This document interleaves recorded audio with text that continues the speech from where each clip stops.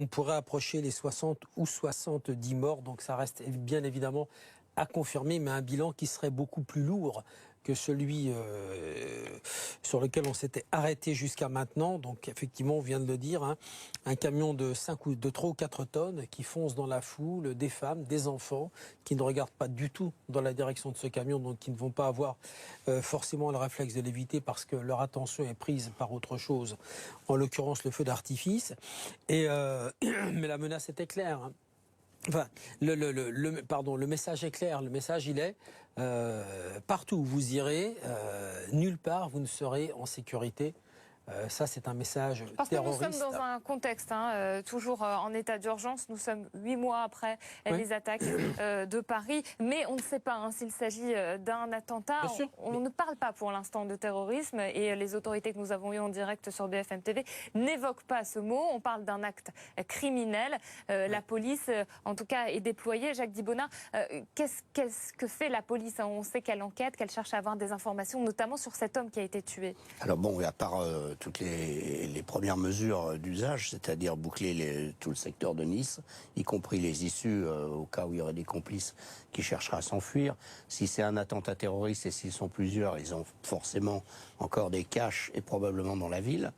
Alors les premières mesures, évidemment, tout dépend de l'individu qui était au volant, parce que dès qu'il va être identifié ou dès qu'on va trouver quelque chose dans le camion, il faut se hâter de faire des opérations. Et peut-être qu'il y avait déjà des individus suspectés ou surveillés dans la région, ou très proches de Nice ou dans Nice. Et quelle que soit l'identité du chauffeur, si on part sur l'islamisme, la police va faire des opérations dans le cadre de l'état d'urgence, puisqu'on y est toujours, ou dans le cadre judiciaire, puisque là, évidemment, on est en flagrant délit de crime. En tout cas, l'homme qui conduisait le camion est un homme qui était seul, qui a été abattu par la police. A priori, il n'y a pas d'autres personnes avec lui. Pas de prise d'otage ailleurs, comme ça avait été indiqué au départ. Donc on a un homme seul qui conduit un camion, qui commet un acte qui avait été suggéré, un type d'acte qui avait été suggéré par Daesh, rouler avec vos voitures, vos véhicules sur les trottoirs, écrasez-les, poussez-les dans le vide, frappez-les avec un couteau, avec des pierres. Donc on a un homme seul. On a un homme seul, comme à Orlando, qui était entré dans cette boîte de nuit gay et qui avait tué plus de 50 personnes. On a un homme seul, comme dans le Thalys, attentat déjoué par des soldats américains et un homme arménien qui s'était jeté sur l'auteur présumé, puisqu'il n'a pas eu le temps d'utiliser sa Kalachnikov et les 7 chargeurs qu'il avait. On a un homme seul, comme à Magnanville. Un homme seul qui rentre chez des policiers, qui tue un commandant de police et sa compagne qui est un adjoint de police. On a un homme seul comme à l'hypercacher, il s'appelait Amédi Koulibaly. Ça veut dire que ce sont des gens qui, seuls, décident, si c'est le cas, si c'est bien un attentat terroriste, qui décident seuls de passer à l'action. Alors, y a-t-il une commande qui leur est passée ou est-ce quelqu'un qui, c'est un conducteur de camion, il vous dire, on sait tous qu'il y en a des centaines dans toutes les villes tous les jours. Le problème, c'est qu'on ne sait pas qui est derrière le volant du camion. Ce sont des gens seuls, mais jamais, comme on a utilisé cette expression, loup solitaire à l'époque de Mera, ils sont toujours quand même dans une structure quelque part. Et ne pas s'avancer surtout sur cette piste à l'heure actuelle. Oui. Nous sommes en direct avec un témoin de la scène. Merci d'être en direct sur BFM TV. Vous avez été témoin de la scène de panique suite à cette attaque. Racontez-nous ce que vous avez vu. Oui, effectivement, de véritables scènes de terreur. J'en ai encore la voix qui tremble. Écoutez, la ville entière, le centre-ville, le Vieux-Nice, des mouvements de foule de partout. C'était vraiment on ne savait pas en fait où le cœur de l'action se situait. Moi, je me situais en fait devant l'une des animations, c'est la première partie à Nice. Donc effectivement, plusieurs scènes musicales installées et à 400-500 mètres, effectivement, on l'a après un camion a foncé dans la foule. Moi, ce que j'ai reçu avec mes amis en fait directement, c'était la foule, l'immense des centaines de personnes qui se sont mis à courir dans tous les sens. Alors au début, on a pensé à une alerte à la bombe, des gens échangés sur le trottoir pensaient à une psychose, on a pensé peut-être à une fausse alerte, mais très rapidement à la mine des policiers et puis également à ce qu'ils nous ont raconté, un homme armé. On a pris conscience de ce qui était en train de se passer. On s'était tous plus ou moins orientés dans la vieille ville. Il y a beaucoup de gens qui tapaient aux portes pour rentrer et se mettre en sécurité.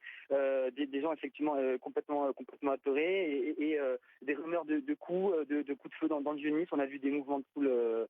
J'ai vu des gens effectivement tomber par terre, avoir le regard complètement livide effectivement parce qu'elle était en train de se passer. Des scènes de terreur qui sont propagées vraiment jusqu'au port en fait, puisqu'apparemment les policiers indiquaient vraiment d'éviter 2 quartiers centraux, Garibaldi et le centre de Nice. C'était vraiment des zones qui ont rapidement été bloquées et oui des centaines de personnes qui couraient dans tous les sens. On a mis quand même pas mal de temps à comprendre au début ce qui se passait et puis voilà effectivement là on entend le bal des sirènes. C'est un déploiement que j'ai jamais vu ici à Nice, je pense, et c'est très impressionnant, effectivement. Et on découvre les images en direct de la promenade des Anglais, images d'Emma Arnaud pour BFM TV. Christophe Napoli, c'est un état toujours de sidération dans les rues de Nice au moment où vous nous parlez. Oui, effectivement. Écoutez, les gens sont très vite rentrés chez eux pour ceux qui le pouvaient. En voiture, il y avait quasiment plus de code de la route. Écoutez, les policiers s'occupaient d'ailleurs de gérer les feux parce que ça c'était plus possible. Les Niçois, en fait, pas tous étaient au courant. Moi, j'ai croisé des badauds qui nous demandaient, qui étaient apeurés, qui demandaient mais qu'est-ce qui se passe. Tout le monde voulait absolument savoir ce qui se passait. Des centaines de gens vraiment. Hein. Alors, quand vraiment ça s'est passé, il y a de ça maintenant, je sais pas, 1 heure et demie, on a vu vraiment des vagues de monde déferler et ça a été vraiment la peur. Il y a beaucoup de personnes effectivement qui sont tombées par terre. Alors, je ne sais pas s'il y aura peut-être d'autres blessés à côté de ça, mais ça a été vraiment des vagues et des gens qui effectivement qui pouvaient même escalader des fois dans des petites ruelles, des cul-de-sac. On cherchait absolument dans le Vieux-Nice des cul-de-sac et on entendait parfois des bruits. Alors est-ce que c'était des coups de feu? Je ne sais pas. Enfin tout le monde effectivement commençait à voir de partout effectivement des répliques, je dirais. Mais ce qui est sûr en tout cas, c'est que pour l'instant les rues se sont vidées au quartier du Port et au quartier de Riquet où je suis actuellement. Les rues sont vides, les gens autour de moi sont tous devant leur poste de télévision et puis attendent d'en savoir plus. Mais c'est un état de sidération qui prédomine très très clairement. Je crois que les gens s'attendaient vraiment pas à vivre ça ce soir. On était venus dans un esprit de fête pour le feu d'artifice du 14 juillet pour assister à des célébrations musicales et tout s'est arrêté très vite et effectivement il y avait même un DJ qui continuait à jouer son set de musique alors même que tout était en train de se passer et puis on l'a vu au loin, on l'a vu vite se réfugier sous sa scène. Il devait peut-être pour nous prendre conscience de ce qui se passait. Enfin, c'était des scènes effectivement qui sont extrêmement impressionnantes. Et dans le Vieux-Nice aussi, des bars qui fermaient, des gens qui se calfeutraient, et des gens effectivement tous sur leur téléphone. Il n'y avait plus de réseau. Moi, j'ai eu beaucoup de mal à pouvoir contacter mes proches et obtenir du réseau. Des gens qui étaient tous sur leur téléphone, et voilà, et des proches qui étaient en voiture en train de chercher leurs proches.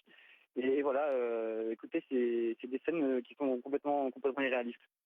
Merci beaucoup Christophe Napoli pour votre témoignage en direct sur BFM TV. Si vous nous rejoignez, sachez qu'une attaque a été perpétrée sur la promenade des Anglais à Nice au moment même où le feu d'artifice du 14 juillet avait lieu, était en cours. Il y a au moins 60 morts à Nice. C'est une information qui nous provient du parquet. 60 morts fauchés par un camion sur